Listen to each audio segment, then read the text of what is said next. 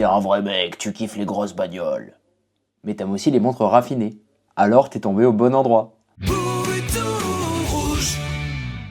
Salut tout le monde et bienvenue sur Bouton Rouge. Ah, si j'avais su que l'horlogerie française et l'automobile française pouvaient collaborer. Bon, en fait, je le savais déjà plus ou moins, puisque rappelez-vous, dans le temps, on a présenté la De Pencel Driver. Bon, c'était pas exactement une collaboration, mais bien sûr, elle rendait hommage à des marques d'automobiles françaises historiques. Cette De Pencel d'ailleurs va nous servir aujourd'hui de point de repère pour la comparer avec notre montre du jour, que je ne vais pas vous dévoiler tout de suite, parce qu'il est bon de vous raconter l'histoire qui se cache derrière cette montre.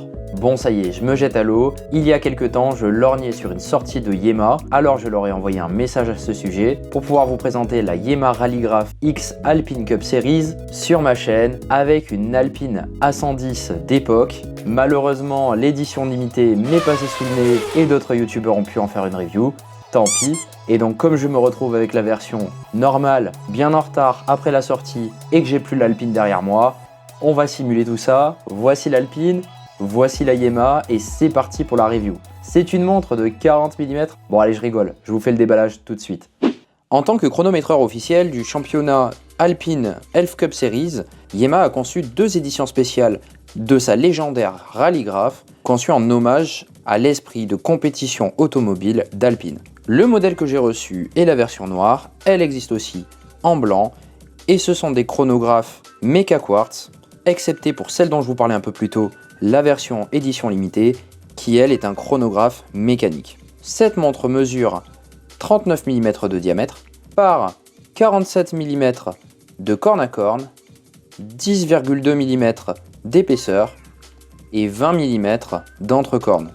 Elle est équipée du mouvement Seiko VK64, qui est donc un hybride Mecha Quartz, cadencé à 32 768 alternances par heure, plus que 4 Hz, proposant les heures, les minutes, la date, un chronographe seconde et un chronographe minute. On y retrouve la classique échelle tachymétrique des chronographes, avec ces petits accents bleus de toute beauté sur ce cadran noir, qui permettait à l'époque de calculer une vitesse en km/h en mesurant la distance entre deux bornes. Celle-ci propose un verre minéral domé comme sur la plupart des montres de rallye. De toute façon, pour la plupart, ils sont acryliques, mais on a bien ce double dôme très intéressant, qui va d'ailleurs ajouter 2 mm d'épaisseur à l'ensemble de la montre. On est sur un cadran avec une finition mat, des index en acier appliqué, des aiguilles en acier poli, luminescentes grâce à du BGW9 que vous connaissez bien et qui a fait ses preuves. Bon, c'est pas une montre super luminescente en termes de quantité, mais je pense que ça suffira pour lire l'heure dans la nuit. Et de toute façon, on voit pas de la luminescence sur tous les chronographes, c'est une fonction qui est souvent plus travaillée sur les plongeuses. Ce mouvement donc Mecha Quartz fonctionne comme ceci, il suffit de l'activer en appuyant sur l'un des boutons, on peut hop, le stopper et le reset.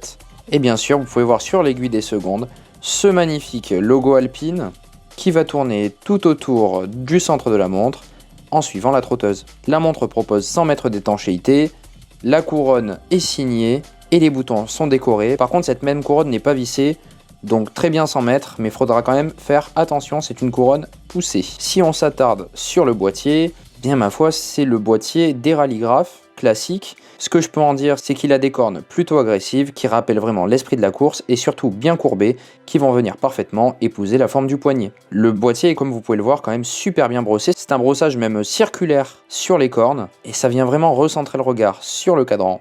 Cadran avec une finition mat, sur lequel on peut voir le nom du modèle Yema Rallygraph ainsi que Alpine Cup Series. Comme je vous le disais, j'aime vraiment tous ces petits accents bleus. Noir sur bleu, ça me plaît. Après, je sais que j'en ai parlé avec ma copine et qu'elle me répète que noir et bleu, ça va pas ensemble. Dites-moi ce que vous en pensez dans les commentaires. Mais bon, on est tous d'accord pour dire que on kiffe la GMT Batman, c'est du noir et bleu, c'est QFD. En fait, la véritable attraction de cette montre, elle se situe pas devant, elle se situe au niveau de son bracelet. Puisque comme vous pouvez le voir, le bracelet est extrêmement bien fini, superbement bien brossé et surtout très original. Ce bracelet acier va venir dans le même esprit qu'un bracelet cuir fait pour les chronographes de course, c'est-à-dire avec des trous à l'intérieur. On a vraiment cet esprit racing vintage. Et franchement, les brossages ainsi que les polissages sont absolument magnifiques. Le fermoir possède une sécurité, il est plutôt bien construit. D'ailleurs, j'ai du mal à l'ouvrir, voilà. Hop. Il possède des éléments solides. Et signé Yema maison horlogère française fondée en 1948 et possède 4 niveaux de micro-ajustement si vous avez un poignet qui bouge dans la journée. Par contre, ce ne sera pas du micro-ajustement glissé, il faudra bien sûr utiliser un outil, c'est pas sans outil. Enfin, voici un fond de boîte, pas inintéressant cette fois-ci, comme on peut le voir parfois sur des montres que je présente. Ici, on a une finition grainée au centre avec un polissage miroir derrière. Les inscriptions Rallygraph, Morto, Tout Acier, Yema, Dibar et France. Bon, tout ça c'est bien, mais vous ce que vous voulez, c'est votre logo Alpine. Et le voici. Par contre, vous remarquerez qu'on n'a pas de quick release sur le bracelet. J'ai l'impression que c'est pas systématique chez les marques horlogères, il devrait plus s'y mettre. Si on la compare avec la 2 Pencel, bon, vous voyez que la 2 Pencel n'est pas un vrai chronographe. Par contre, elle possède 2 sous-cadrans. Elle a aussi, à sa manière, des touches de noir et de bleu. Vous pouvez comparer les 2 gabarits et les 2 formes de boîtier, même si bien sûr on n'est pas sur le même mouvement et on n'est aussi pas sur le même tarif. C'était juste pour vous faire une petite comparaison côte à côte de 2 chronographes ou type chronographe français.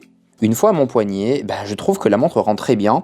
Et en fait, ça a un petit peu été une surprise parce que c'est pas le genre de montre que j'ai l'habitude de porter. Et je trouvais sa forme très intéressante. Elle va pas forcément avec mon style, je dirais pas que c'est une Gada pour moi. En plus, elle est quand même un tout petit peu épaisse, avec son verre saphir domé. Mais dans cette couleur, elle passe quand même partout. En tout cas, jusque-là, en la portant, j'ai eu pas mal de compliments et de gens qui se sont penchés sur mon poignet pour savoir ce que je portais.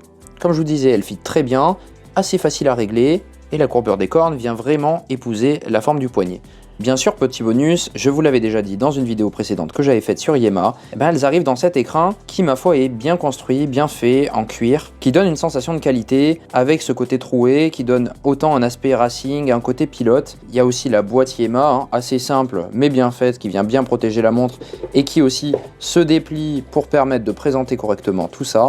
Et le clou du spectacle, même si c'est pas grand chose, ça fait toujours plaisir. Un petit carnet qui va venir récapituler l'histoire de la maison Yema, ainsi que leur savoir-faire en tant que manufacture horlogère, et bien sûr plein de belles photos de leurs modèles, et surtout des inspirations utilisées pour faire cette montre. Bon, bien sûr, la Yema Rallygraph, c'est une montre qui existe dans plein d'inspirations, dans plein de styles.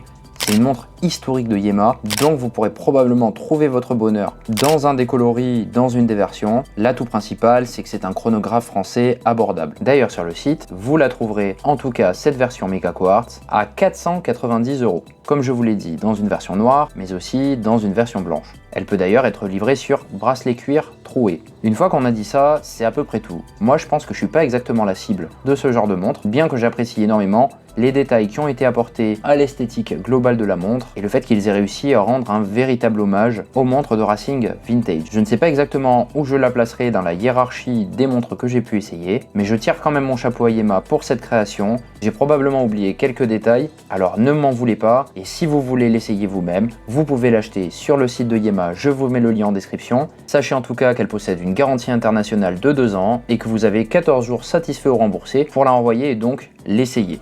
Bon, au final, c'est une montre que j'ai pas beaucoup portée, pas parce qu'elle me plaît pas, mais parce qu'elle correspond pas vraiment à mon style. Maintenant, pour les adorateurs de bagnole ou les raffinés de l'automobile, comme on l'a vu avant, elle est originale, très bien travaillée, avec un bracelet super cool, une identité forte avec ses différents marquages alpines, et bien sûr, le mouvement est pas mal. Je pense que dans une montre un petit peu plus chère, ça serait pas passé.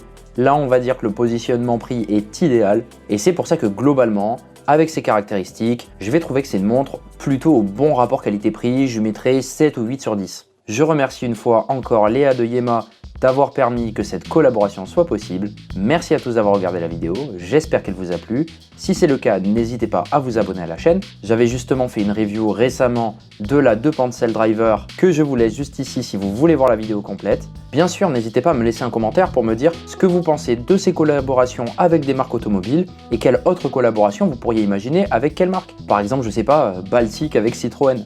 Et bien sûr, vous pouvez penser à booster cette vidéo, c'est assez simple sur l'application mobile YouTube, il suffit d'aller sur la barre de commentaires, de swiper à droite et de cliquer sur booster. Vous pouvez le faire jusqu'à 3 fois par vidéo et ça m'aide beaucoup. Merci à tous, c'était Bouton Rouge, fin de transmission.